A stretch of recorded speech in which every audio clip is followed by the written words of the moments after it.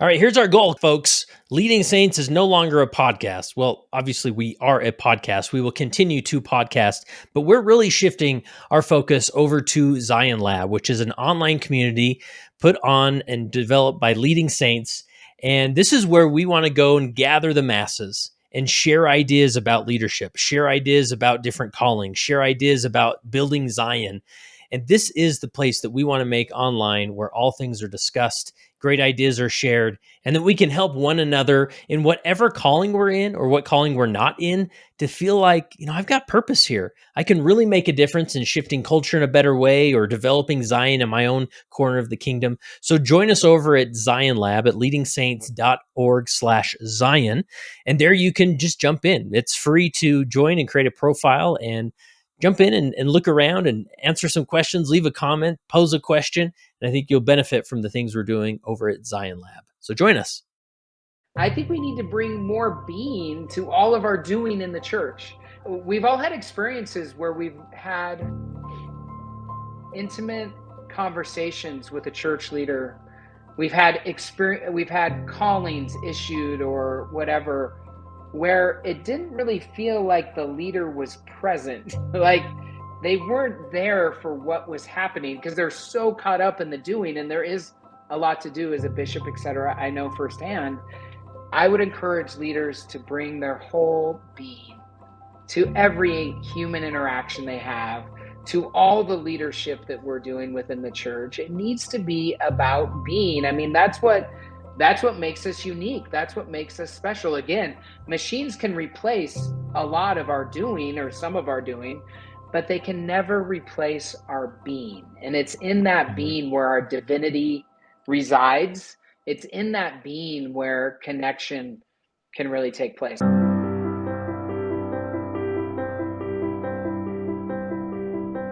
So in our theology, the idea of intelligence has been around a really, really long time, right?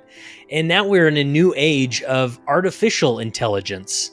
And there's so much to consider and talk about in our faith journey, in our leadership journey, in our development of culture when it comes to artificial intelligence. And I've done some episodes on this before, but there's just more and more to consider. And that's why I'm excited to invite back onto the podcast Jeff Burningham, a former guest. We'll link to his first episode where we talk about his time as a bishop and some other leadership roles. But he's written a new book called The Last Book Written by a Human, Becoming Wise in the Age of AI. And this is a book to not necessarily the tips and tricks and tools and cool things you can do with AI, but what can we do with our own soul, our own wisdom as we enter in this age of AI and be real and be a human being, not necessarily a human doing, when AI seems to be doing more and more with the doing, but not so much with the being. That's our job, right? And so a fascinating discussion with Jeff Burningham about this concept. If you're not familiar with Jeff Burningham, in Utah, he is a big mover and shaker. He started, I think, 15 or so companies in the Silicon Slopes here. He's a tech entrepreneur and has really found a lot of success in that world. Even ran for governor at our last governor race. Unfortunately, he lost. But nonetheless, a great man who's been through a lot and has a lot to share. And this book will definitely introduce some principles that church leaders can really benefit from as they contemplate how to lead in a world of AI when we're at church on Sunday or when we're doing gatherings with youth, or how to engage with adults or Sunday school and all these things. We talk about it. So here it is, my interview with Jeff Burningham. Jeff, just for those who aren't as familiar with you and your background, maybe just put yourself into context, and then that'll lead into the book that you wrote. Yeah, I grew up in Spokane, Washington, the oldest of six kids, served a mission in Charlotte, North Carolina, came to BYU, met my wife, Sally, at the MTC. I talk about her quite a Wow. bit in the book. So, like everything else could fade away, and it's just about the love story, Kurt. You know what I mean? That's It's right. all It's about the always the love love story. story. Love So it.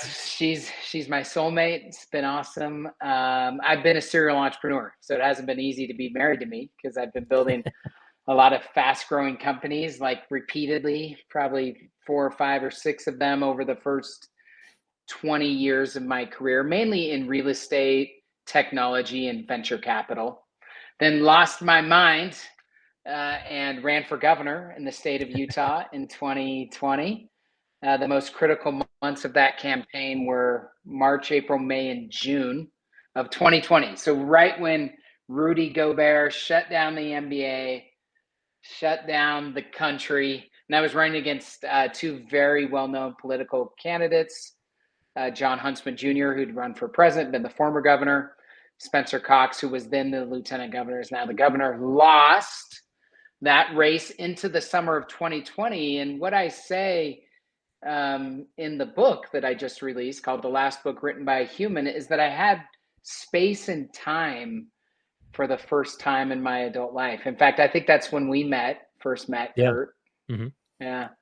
I came on the podcast for the first time. And I tell I've been an adjunct professor, taught thousands of students at BYU entrepreneurship. And I often tell them that with space and time, anything can be created. And this is, I guess, part of what's come out of this space and time. I'm an author, the last book written by a human, Becoming Wise in the Age of AI. It released a week ago today, actually. And so there's a 3-minute background context on me. I'm the father of 4 beautiful children. I'm actually a grandpa, Kurt, and I have a Congratulations. 1-year-old grandson. Yeah, it's been fun. That's cool. He was here earlier today, and served in many areas in the church. I've been a bishop, been in a bishopric, in a stake presidency, an elders quorum president, missionary. I'm all the things. I'm currently a teachers quorum advisor with my youngest son, James, which I love. So that's cool. That's awesome. There's a background. I love it. I love it. So the last book written by a human. I love the title. I mean, just so perfect, because it seems like less and less is being done by humans. At least that's a feeling you get. And the subtitle, Becoming Wise in the Age of AI. And this is, correct me if I'm wrong, but as I was going through it, this is much more a book about the human soul than necessarily AI. Is that correct? Yeah, I'd say that it's it kind of layers on top the kind of my heroic journey, my transformation and changing I'm 48 years old, so in this middle age, kind of some of the things that I've learned, and it layers that on top of our humanity's kind of heroic journey, existential experience here in life, and then layers AI on top of that. So it follows a typical disruption cycle that I've seen repeatedly in technology. And I think it also relates to our existence, to our spiritual maturation and growth. So, yeah, I'd say the book's like 77% human nature, 23% AI, something like that. Yeah. Yeah. And I mean, I guess right now most people are, you start to use AI and it's like, okay, this is cool. And then generally speaking, you're like, okay, when does this just get crazy? Or, am I becoming stupider the more I use it? Those kinds of things, even in our gospel point. Right. So, I mean, where do you stand with all that? Yeah. I mean, we can't outsource our humanity to a machine. I mean, I think that we're at risk of, of becoming lazy. And, this could definitely, AI and any technology that we created can become a quote unquote false God. I think that AI is a form of intelligence, but obviously without a body, which we have, which is one of the things that I talk about in the book, how much embodied wisdom we all have, and without a soul. And that's something that, or spirit, that is something that we have. So I think we need to be careful not to outsource the most precious things in our life to a machine, especially, and this relates heartily to the gospel, to the church, to any organization, really, but human connection, community, and relationships. I bet you, Kurt, when you were growing up, tell me if I'm wrong, where did you grow up, by the way? I grew up in West Valley City, Utah. West Valley City, Utah. I bet you right. that your parents said, Kurt, be careful about who your friends are, who you hang out with. You kind of become the average of the 5 people you spend the most time with. Did you hear something like that growing Yeah, up? sure. Yeah. Yeah. Okay, Remember who so did you I. are. Right. Remember. Yeah, exactly. My mom would always say, have fun, remember who you are, whenever I left. It was so sweet. I love that. But we have to ask ourselves, and I ask this question in the book, as our children and grandchildren are spending more and more time with machines, when some of their top 5 friends are social media, their devices, what might they become if Mhm. that's the case? And so this is definitely like a futuristic book. I'm looking into the future and trying to point AI squarely at human flourishing rather than human destruction or division. So, yeah, we've got Yeah. our challenges, our work cut out for us, but it's a fun adventure that we're all Yeah. on together. Where would you say, are the intersection points with religion? You talk about, religion at various points in the book, but just as Latter-day Saints, like if you're talking, as you are, to a group of church leaders or just fellow Latter-day Saints, what what concepts should we start thinking about when it comes to AI? Yeah, I think maybe I'll just jump to the biggest one, in my opinion, and then we can talk more about that, or we can go deeper Yeah. down. Again, maybe I'll do. Oh, go ahead, Kurt. No, no, go ahead. That's great. Yeah, maybe I'll just lay out the book is outlined in 4 sections: disruption, reflection, transformation, and evolution. Again, this is the general, I think, spiritual, existential process that we as individuals and as a collective human body are on. And it also mirrors what often happens in technology. I know this because I've invested in like hundreds of startups here in Utah and outside of the state. And I've seen this repeatedly. So the first step is disruption. Change is the only constant, and Mhm. that's hard. It's important for leaders to grasp that, for organizations to grasp that. We often have time, though, then to reflect, of course. So I talk about AI as a cosmic mirror to humanity. It's really just a reflection of all of our collective data and then how we interact with it. And it gives us a reflection back. Once we lean into like the transformation that is ahead of us, we lean into, the heroic journey. We enter the unknown, which it certainly feels like that's what's happening here in the age of AI. We can begin to transform, which is the third section. And then the fourth section is evolution. And in that section, I talk about reforming religion. I talk about education reform. I talk about conscious capitalism. I also talk about a new political movement potentially that I call the human political movement. So Hmm. I think the big high level question for religion, the one I pose in reforming religion, it's one that our church leaders will certainly have to grapple with. I think that every religious leader will grapple with this, which it's just this question, which is in the age of highly intelligent machines, when more and more of our time is spent with digital devices and in a digital world, what special belief or practice should really get in the way of human connection and community? I mean, we need connection and community more than we ever have, I would argue. And our church and churches around the world are a great place to gather humans together and allow them to to connect. In fact, I would say that the innovation of Jesus, if you I'm speaking in technical terms, the innovation of Jesus was radical connection and community. And I think we need to lean into that as much as we possibly can. I think that all religions will. Again, I'm looking a decade or two into the future and saying this is what we need more than anything. I think that's the biggest question facing, high level question facing any religious organization here in the coming years of AI. Yeah. I guess my mind goes to the, just for an example, the Sunday school experience, that I guess on paper, we kind of see the Sunday school experience. We go to church and we're there to have a transfer of knowledge and intellect, right? And maybe a teacher shares something like, oh, I've now learned something, or somebody in the classroom shares something, and together we gain something, right?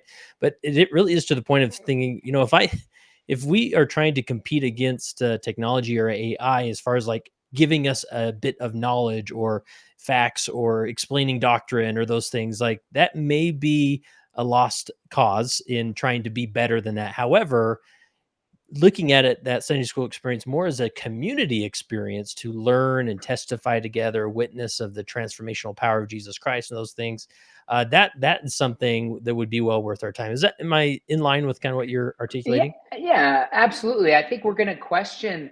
This is why I think the book's important. This is why I wrote it right now. It almost like came through me. I wrote it because I felt like I had to. This was never kind of on my roadmap, or I never thought I'd be an author, to be honest with you. Yeah. I don't know if you felt similar, Yeah, but for sure. yeah, I wrote it because I think I think AI will radically cause a lot of humans, most of humanity eventually, to really question, maybe deeper than ever, what does it mean to be human? What's the experience that I'm having here? What is the difference between wisdom and intelligence, or knowledge, you might say? Because obviously, knowledge is now commoditized. I mean, Yeah. AI doesn't ever have to forget anything. It can remember all of kind of recorded data in history, and in a world like that, we have to maybe think a lot about our embodied wisdom and how we really learn, which I think is, I would argue, Kurt, is mainly experiential. It's Yeah. via experience that we learn. And it's actually via our body in a lot of ways. Like our body holds a lot of human wisdom. So, while so many people are trapped in their minds, constantly ruminating about the past or having anxiety for a future, what we have is the present moment to be embodied, to bring our wisdom and understanding to any experience, whether that's Sunday school or whatever the case may be. So yeah, I think Sunday school changes. Uh, I think this community gathering and human connection. I think we remember, and this isn't just in the church. I think this is like in work and in hobbies, etc. I think we remember the magic of being human and the beauty and the messiness of humanity. And that happens through human community and connection. It's interesting when you get like an AI answer or an AI talk at church, or, whatever, it feels a little flat. You can Yeah. kind of feel that, can't you? It just like feels it. I'll tell you what it is. It's almost too perfect. Yeah. It Or feels like too perfect. especially AI images, right? Where it's like, okay, that looks like Yeah. an artistic rendering, but it seems a little off, right? You and I are super buff with no gray hair. I have a full Yeah. head of blonde curls like I did growing up. I mean, yeah, it's like that kind of looks like Jeff, but is that Jeff? I don't Yeah. know. Yeah. So I think these are some of the bigger existential questions. And you brought up a good one, kind of the difference between intelligence or knowledge and wisdom. I'm not using the word intelligence as maybe it's used in the D&C. I'm just saying Right. general, like brain intelligence versus embodied wisdom. I mean, the crux of the book could be summed up in this one sentence, and it's what I wholeheartedly believe. And it's incumbent on us as members of the church, I think, to think about this, which is, as our machines become more and more intelligent, we as humans must become more wise. Hmm. Yeah, that's it gives you something to think about for sure. So I want to Yeah. go back to this concept of experiential. I'm just thinking about like what a local church leader should do with that. And you think about our faith, compared to many others, especially Christian faiths, like our experience, not that we're better or worse or figured it out, more than them, but we definitely have more of an experiential experience at church. We go to church, we sit in the pew, and we have an experience with bread and water, and we take time to reflect and those things. We're not necessarily just there to hear a sermon or to go to Sunday school, but there's parts of it that are very experiential. How could a leader better like apply that concept of having an experiential experience? Yeah, yeah. I'll say two things. Again, one high level, and then I'll bring it down. Okay. What's so cool, Kurt, and fascinating and interesting And you could frame this however you want. This could either be prophetically or ironically, depending on how you might feel about the church. But the church is in a prime position to lead out here. Mm. And it is, I think, for two main reasons. Number one, we're good at community. We're pretty dang good at community. Like, we have worked on that for hundreds of years, and we do it in a unique way that I think could bless the world. So let me just start with that. The Yeah. second reason, by the way, I think that we could have such an outsized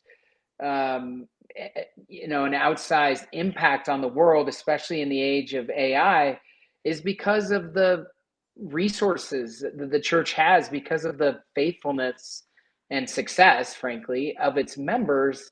The resources could really be put to good use here. So, anyways, that's a high level thought. The lower level thought for like a bishop or a teacher's quorum advisor or whatever, uh, we've got to really emphasize in real life experiences, like Mm. with people.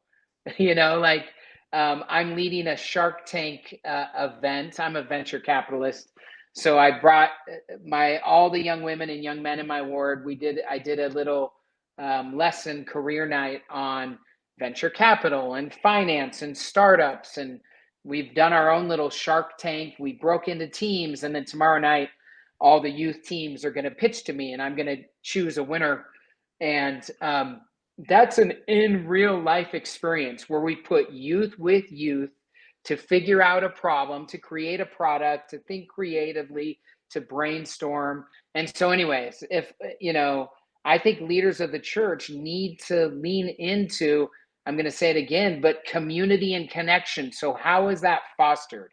That's fostered through a lot of in real life, in person experiences. That could obviously be meetings, but it can be activities. It can be activities without digital devices. It can be all kinds of things where we really connect, like heart to heart and soul to soul. As you know, Kurt, like anytime that we're with another human being, we're on sacred ground. It's like the most holy thing we can do. I think we need to be more aware of that fact, be more present in our leadership, and bring more of our being to all of our doing, and saying, quote unquote, doing in busyness that often happens in the culture of the church. We need to bring our being into that as much as we possibly can. Yeah. How do you respond? I mean, to individuals who say like, "Oh no, no, Jeff, like AI is going to get so good that like because there's this uptick of like artificial intelligence relationships and connections and things. Like, is there something that assures you that AI can't get that good to replace the community? That I can just sit in my room and put on my goggles and go to a picnic where I feel like I'm in community? Or No, I mean, like, do I know that? No. Does anyone know if that's possible? yeah, No. It might be possible. I'll tell you the way to guard against that. It's to have community and connection that people can't live without, meaning yeah, they just need it. They crave it because they're at work, often in a more digital world for more and more of us. They just crave and need that community connection. But that's why I think the church needs to be a really safe space for any human that's willing to bring their heart to the table. Um, you know, I think of you're taking me back to primary, but I think of the article of faith. I think it's 11. Like, we claim the privilege of worshiping the Almighty God according to the dictates of our own conscience. We let all men do the same thing. I'm mhm, shortening it. Does that apply? It says all men, by the way, all men and women. Does that apply in our own wards and congregations, in our own church? In other words, if you and I see things a little differently, Kurt, this could be politically, this could be uh-huh, religiously or spiritually. Should that really be a roadblock between you and I connecting, between you and I sharing brotherhood, so to speak? I don't think so. And I think right, that oftentimes we let um, we get caught in the thick of thin things, and we let little beliefs or practices that may be important but not important when we're kind of battling for our humanity here, so to speak. as I think we will be in the next decade, as AI becomes more and more an integrated part of our life. Yeah, yeah, for sure. And those that are tuning in live here, if there are any questions, you can use that Q&A box to submit them, and we'll review those as they come in. Uh, Jeff, I'm curious, just any other intersections with religion in general, or any other principles we should consider more heavily as in the context of church leadership. Yeah, I think the most important thing, I'll say one other thing, and it's a core message in the book. I hope everyone picks it up and reads it. It was meant to be a conversation starter, a conversation in boardrooms and in political parties, and certainly like around the dinner table. I'd love to hear your thoughts about it, but I talk a lot about being versus doing. Hmm. In a world where machines can do so much of what we're used to doing better and more efficiently, more effectively than we can, what are we left with? I think we're left with our being. And we are obviously human beings, of course, not human doings.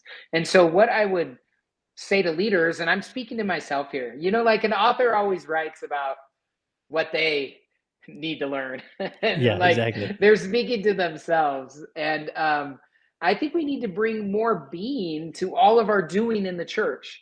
In other words, we've all had experiences, and I'm sure people had experiences with me. If there's anyone in the chat room, I was your bishop or your elders quorum president or whatever, you can chime in here and Kurt will roast me. But That's right. like, we've all had experiences where we've had intimate conversations with a church leader. We've had callings issued or whatever, where it didn't really feel like the leader was present. Like they weren't there for what was happening because they're so caught up in the doing, and there is a lot to do as a bishop, etc. I know firsthand. I would encourage leaders to bring their whole being to every human interaction they have, to all the leadership that we're doing within the church. It needs to be about being. I mean, that's what makes us unique. That's what makes us special. Again, machines can replace a lot of our doing or some of our doing, but they can never replace our being. And it's in that Mhm. being where our divinity resides. It's in that being where connection can really take place. So I think that's the only other big thought that I would leave for you. Yeah, and my mind goes to, I heard, I'm not a big, Old Testament biblical scholar by any means, but I heard once somebody Whatever. articulate, I heard somebody articulate once in Genesis, as Adam and Eve are being created, the Hebrew words that are used there really emphasize, like, yes, I'm not just creating an animal in my image, I'm setting mankind apart as something else than the animals and the plants and all those things, right? And I think that will persist even with AI, that there's something about our being that makes us that no machine could duplicate, to the extent. At least that's my hope, and hopefully we don't Yeah, I get think so. deceived by that. But Yeah, I call this in the book the real and persisting pandemic of our time, which mm, I think is this addiction to doing. And I'm not being critical of our church culture per se, but I have seen a lot of us get too wound up in the doing.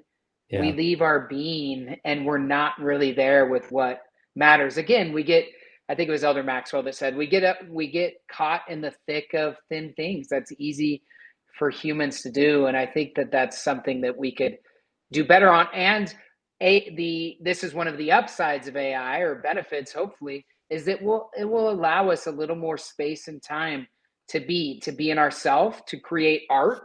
I viewed this book as a little piece of art, my offering to the divine and to humanity, I'm saying. And I think there's a book in everyone. I think there's art in everyone, and it may allow us some more time to create that art, to be in our being. And ultimately, my bet in the next decade is a massive renaissance in consciousness and humanity. yeah, I think AI, the obstacle, becomes the way here. I think there'll be some pain, but I think It's, if you want to say like AI has a divine purpose, I think its divine purpose is to turn us back to ourselves, back to our being. Yeah. And now my human doing brain wants me to ask this question, but it really is a paradox because you say like we need to be more in the being rather than doing. And I want to say, well, Jeff, how do you do that? Right? Like Yeah. we want the Yeah. 5-step plan, we want the thing, and my mind goes to, I can ask AI a lot of cool things, a lot of cool prompts, and it gives me, wow, like this is pretty good, or this gives me really, this saved me an hour's worth of work or whatever. But I can't go to AI and say, meditate for me for 20 minutes and make me feel good that way. Like it's well, Yeah. Exercise for me. yeah, exactly. Or be more faithful this week, or tell me exactly what I need to do to have a transformational experience with Jesus Christ. Like, well, that's where a lot of these nuances are of the being, right? Yeah, and you may have seen in the book I talk about three universal teachers. And my book wasn't, obviously my background is LDS, but my book wasn't written for a Yeah. Latter Day Saint um, audience necessarily. But I talk about three universal teachers that all humanity has, and here's what I think we could return to, Kurt, just to answer the question quickly or to give some ideas. Number one, our body. We all have bodies. We often hate them. We often want them to look differently. I joked about having hair Yeah. earlier, just earlier in this podcast. But our bodies are great teachers, and we all have them while we're here on earth. Number one. Number two, I talk about our families. We all come from a family. Most of them are beautiful, and all of them are imperfect. They all wound us in unique ways. Sally and I are raising four kids right now. We don't know how we're wounding them, but we know that we are, even though we're not meaning to. So Yeah. I talk about in the book how your family isn't in the way, it is the way. It leads you back to some of your personal work that you can do. And then the third universal teacher that I mentioned is nature. Like we are Mhm. losing touch, and in the modern world, we continue to lose touch with the earth. And I think the earth has a static, steady nervous system that we can connect to when we do that, especially when we're hiking or biking or kind of in flow activities. It brings us back to ourselves. And I think so. I just threw out some ideas around things that we can do that will help us be more in our being, more true to our divine selves, and bring more of our highest and best selves to all the work that we do in leadership in the church or whatever that may be, Yeah. So the three teachers are family, nature. Was there one more? and the body. Oh, the body. Okay. Gotcha. Here's a question from Bo. He says, where do you think AI's place is in the church? I think that having to create a talk or lesson ex nihilo is a line too far. But do you think that having it as a research tool to bounce ideas off of or take genuine initial ideas takes the humanity out of our talks and lessons? Yeah, like I said, I think we've all seen now maybe enough AI art or posting on social media or things that we're reading where you can almost kind of recognize it. It's a little flat. It's almost too perfect. It's not human. So I appreciate Bo's question and the way that I use AI in those regards. One of the things that AI is awesome at, two things I should say. Number one, it doesn't forget any factual piece of information. That's helpful because we often do. And number two, it can suss out or help us understand patterns in huge amounts of data that we just haven't recognized before. So I think it's wonderful to use AI in terms of facts and in terms of like patterns or ideas. But I think the writing in a talk, I think the lesson in a teacher's quorum, it's got to be human. It's got to come from the heart. It's got to be experiential. Or I think when I say it's got to be, I'm saying I think those are the most effective Yeah. talks and lessons. Yeah, because that's really what stimulates community, right? And builds connection Yeah. of like, I love you people because of the stories you've shared, the transformation that's happened through the gospel and things like that. Really cool. Yeah.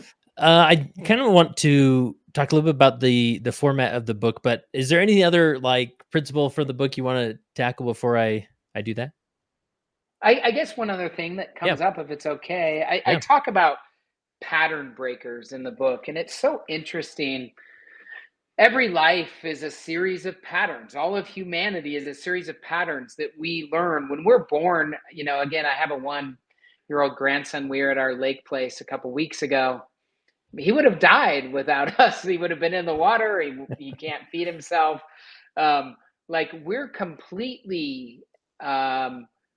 we're completely reliant on our parents or other humans when we come into this world. And that leads to programming, kind of like programming AI. What's unique about humanity and humans is that we can deprogram and reprogram ourselves. I don't know, Kurt, if you felt this, but as I am into my middle age at 48, I recognize some of the patterns that have been running in the background and controlling a lot of my behavior that aren't necessarily true or good or helpful. And I think we can shed those as we do this work. I think we can shed those as we see things for what they really are. And we can, in essence, reprogram ourselves, recondition ourselves, and hopefully even a higher, holier, better way. And Yeah. and so I guess what I'd say, so I talk about pattern breakers in the book. We often call them the black sheep, those that are a little different, a little not in the herd, they're not in the ward as tight as they should be. But I think we need those people now more than ever. I think we need to love them. We need to envelop them. We need to listen to them because it's those people, by the way, that kind of push us forward. Entropy occurs unless there's some strain or stress on a system. And those pattern breakers often present some of that strain and stress that we may push back against a little at first. But in the long run, I think it's absolutely essential and important for human transformation and evolution. And again, in an age of AI, that is what we're talking about. That's what we're grappling with. And we're going to have real serious human questions, existential big questions around AI and humans, machines and humans, consciousness or not, et cetera, in the decades to come. Yeah. Yeah. So pattern breakers is obviously powerful because it kind of disrupts that pre programming, right? So that you're actually aware of it rather than just going through the motions, right?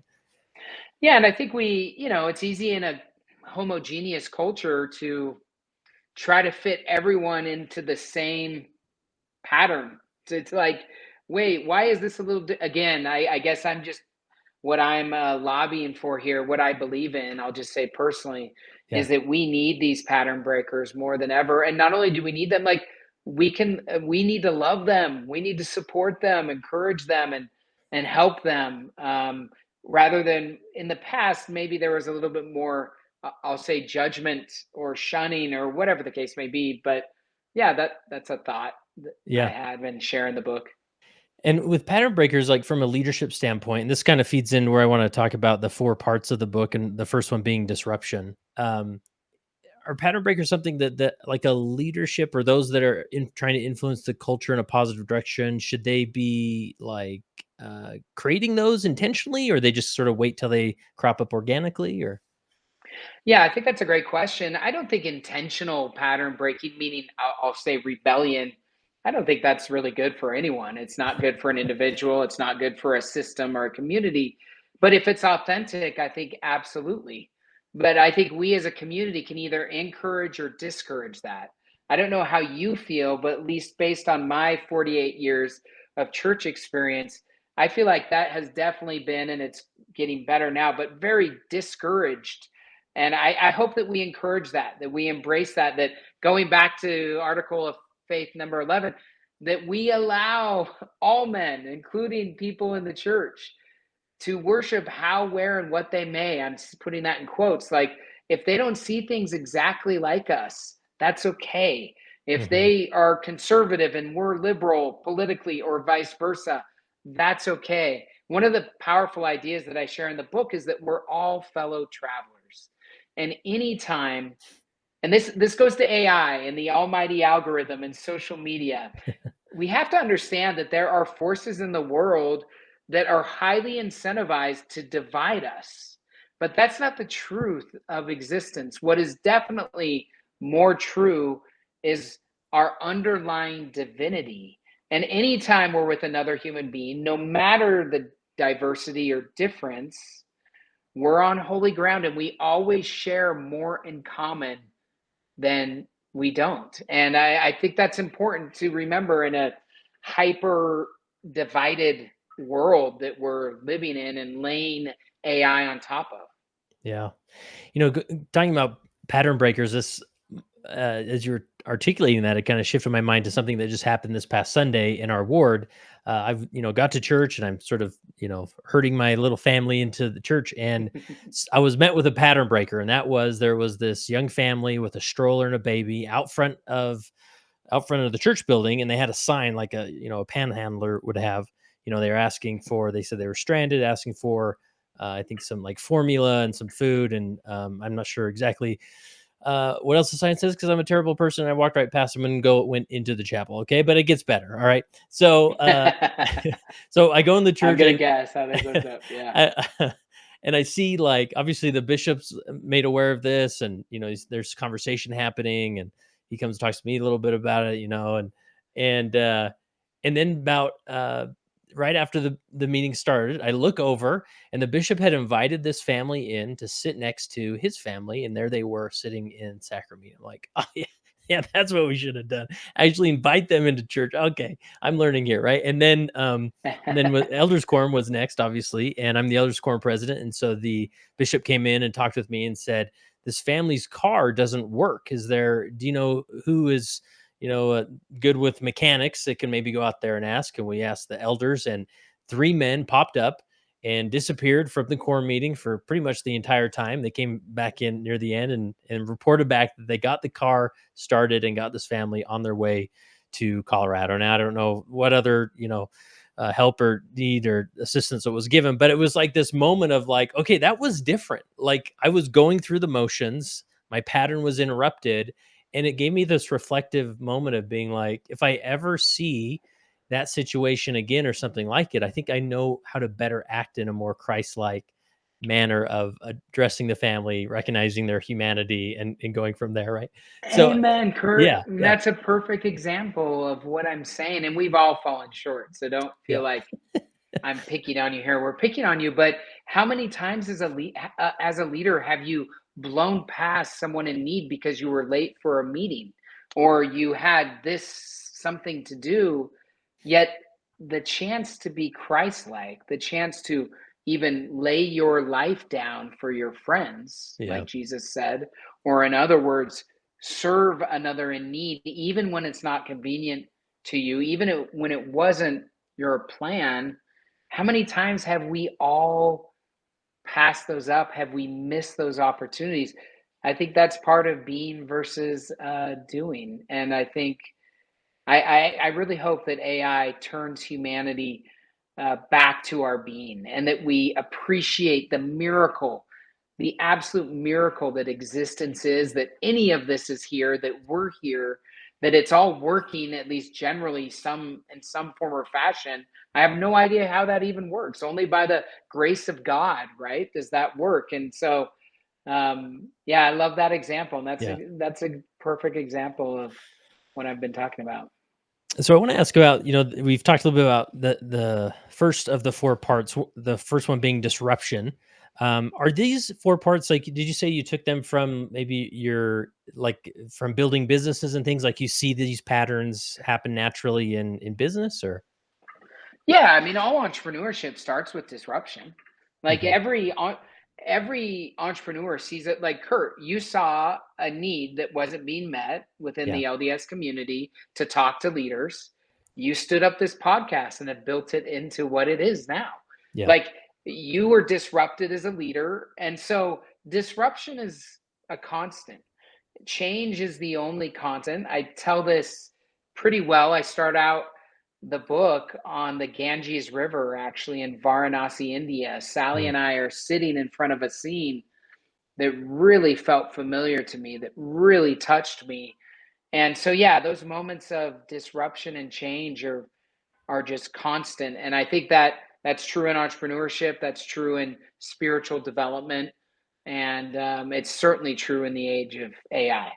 Yeah. And so I'm just thinking this in the context of like church leaders and where they can maybe connect to some of these principles. And I love with this disruption, like being in a place of not necessarily always like trying to stimulate that or forcing that, but recognizing that it will happen in our life, whether in personal lives or in a ward, and just saying, "Oh, this is great. Like this is natural. This is actually there's probably a growth in this, right?" And so Yeah. look at it in a more encouraging light than, this disruption Yeah. that must be fixed. Yeah, please don't stimulate it. Please don't, like, we have enough of it naturally, you know? I really recognize this in my life as I look back on the governor's race, Kurt, and the way that it ended during the pandemic. About a year after I lost, I realized that my subconscious was taking me off the stage. I'd built this little stage here in Utah with a bunch of big companies. I was on so many boards. I was a human doing, and I had left some of my being behind. And when that stage was broken up and I lost very publicly into the social isolation of the pandemic, I was able to come back to myself in some amazing ways. And I think just providing space and room for that to happen. I think there's some of that, some midlife in all of this, of course. But I think that that's a powerful concept that leaders can lean into. It doesn't need to be stimulated or encouraged, it's going to happen Yeah. naturally. But the way that we handle it really matters. And the way that we handle it with ease, love, and grace, or bitterness, hate, judgment. How are you going to handle it? I think the task for us as humans, and certainly as church leaders, is to handle all change, all disruption with as much ease, love, and grace as possible. That certainly goes to family units as well. Like, families are changing. There's a lot of different feelings about the church within larger family structures. How do we handle that? As you know, I'll ask myself as a father, as a grandfather, can I handle that with ease, love, and grace? I think we need to lean into that as much as we possibly can. Yeah. And then this, part two of reflection. I think naturally, when there's a disruption in our life, we want to get past it as quickly possible, learn our lesson, and move on because it hurts, right? Or it stings, or it's I like life how it was before, or if even it can get to a place where life will be better when type of scenario. But this reflection part, even in the smallest moments, we tend to skip over. Is that your experience, or what can you teach us about reflection? Yeah, I mean, a reflection is a powerful and scary thing. I the last couple of years I've woken up and I look in the mirror and I'm like, who is this guy that I'm like, I'm getting older, like it's Yeah. happening right in front of my eyes. And I can either deny that. Again, I can push that off, I can stuff it away, or I can embrace that again with as much ease, love, and grace as possible, or equanimity is the term, as possible. And so um, I think that that reflection often is based, or a refusal of the reality of the reflection is based in fear. And I don't think that fear plays a super productive role unless, like, a bear jumps in this room, or a fire starts. Then you can jump quickly and hopefully save yourself and save your loved ones, etc. But besides that, fear does not play a very like positive reinforcing role.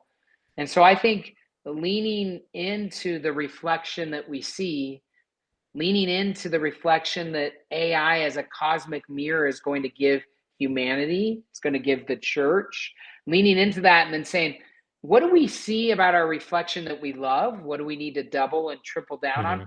And what do we need to change? Like, what needs to change? I think that's the task of reflection. And again, in the heroic journey, which I kind of follow in the book as well, this is often a refusal of kind of the call, the quest. It's like, no, that's not for me. I can't do it. And then eventually we enter the unknown. Our heroic journey begins. That's when we begin to transform, which is the third Yeah. section of the book. Yeah. Yeah, reflection is and I'm seeing this in my own personal journey, even with AI, where you hear it sometimes. Everybody's got their thing, like you can just do A, B, and C, and punches out D, and that's like it's a miracle, right? And I hear this with like even like writing a book, right? As a content creator, people said like, "Oh, what you do is you just like take all the transcripts from all your episodes and just tell it to write a book," right? And I think about Yeah. to the process I went through when I wrote my last book of like I never realized that half of the knowledge and understanding in that book came from the actual process of sitting down with these concepts and reflecting on them and being like, okay, now that I'm actually sitting with this, I understand it differently, right? And that process Yeah. is what's AI could never do for me. That's more in the being column of being like, I've got to sit with it and be with it in order to understand Yeah. it rather than, well, here's everything I said, just make it make sense. And, I need about 60,000 words and go.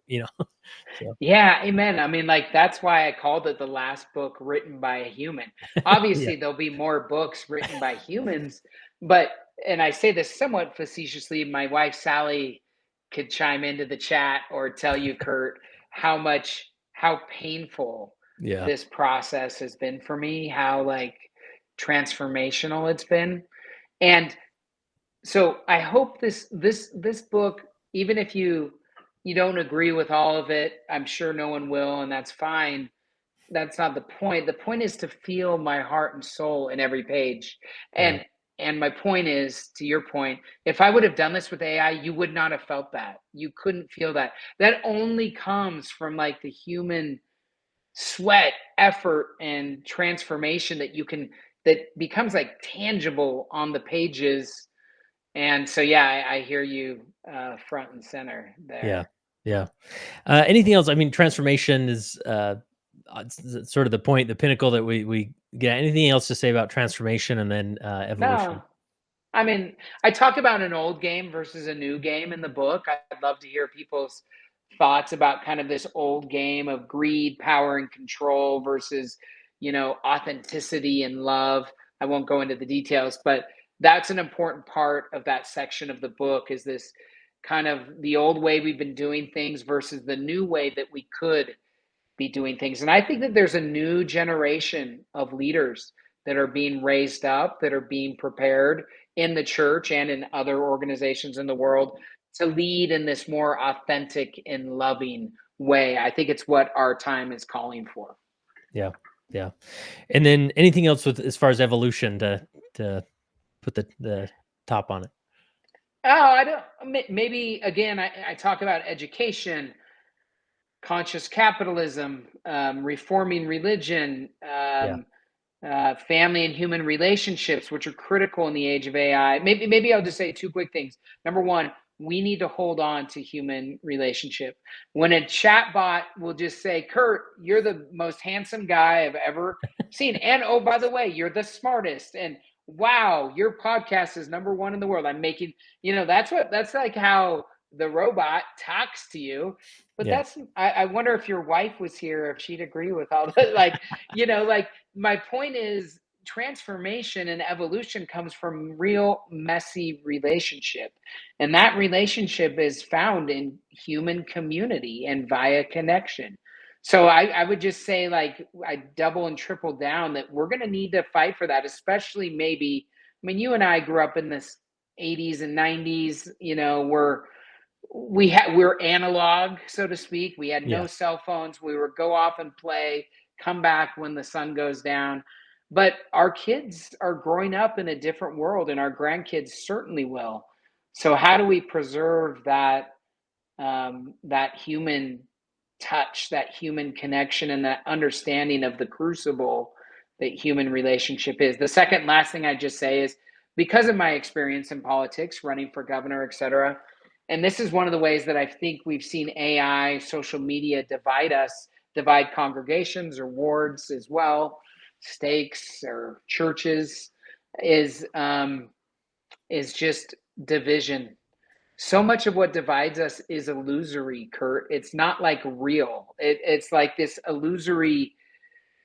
And again, there are powerful forces that gain from dividing us, but we know that's not true at the heart of the gospel. At the end of the book, I talk about putting Humpty Dumpty back together again, or the body of Christ, we would say in our faith tradition, like this body of Christ back together where all the pieces fit. We just need to figure out how they fit and how we can move forward in a more beautiful kind of way together. So I talk about this political movement. I call it in the book the human political movement, something that is focused on human flourishing instead of human division. So those are the two things I think I'd say. Love it. And those that are watching, you can see the book right over Jeff's shoulder. It's called "The Last Book Written by a Human: Becoming Wise in the Age of AI." And Jeff, is it obviously we can get it through the powers of Amazon and whatnot? Is there? Yeah, Do you have different? yeah. Do you have audio and everything, or? The book went on sale exactly a week ago. You can buy it anywhere that you would like Cool. to. I'm right on the edge of the New York Times list, and actually, Cool. audio sales don't count, at least in the first couple of weeks for New York Dang. Times. So the audio book, I read it all, will be coming out September 2nd. But so for the next 10 or 15 days, you'll have to buy the hardcover. But the hardcover is beautiful. I worked with one of my favorite artists. He's a great guy, a modern artist, a good friend of mine, to do the cover. And yeah, people can Yeah, that's follow me great. at my website, jeffburningham.com, and I'm on most social media. So, The last question I have for you, Jeff, is just like if you were to be a person 100 years into the future and talking to a room full of church leaders, what final encouragement would you give them in the beginning of the age of of AI? yeah, the more things change, the more they stay the same. Hmm. Like, the point is, this book is about AI. I think it is the message of our moment, which is that as our machines become more intelligent, we as humans must become more wise. However, that's always been the case. Yeah. That was the case 2,000 years ago in Jerusalem when Jesus was there. That's the case today. And I think that that's the case as we move forward, even in 100 years, that this collective body of wisdom is what holds us together. It's what makes transformation and evolution possible. And again, I would encourage humanity, I'd encourage the church and leaders in the church to remember, in my opinion, here, as is often the case, the obstacle becomes the way. So we can't put our head in the sand. We can't pretend like AI is not going to happen. It's happening. The question is how we become better through this crucible that we're going through together. How we point it squarely on human flourishing rather than human division. So the book was written in an evergreen way, and I think it will be applicable in 100 years, even as it's applicable now, and it was applicable thousands of years before.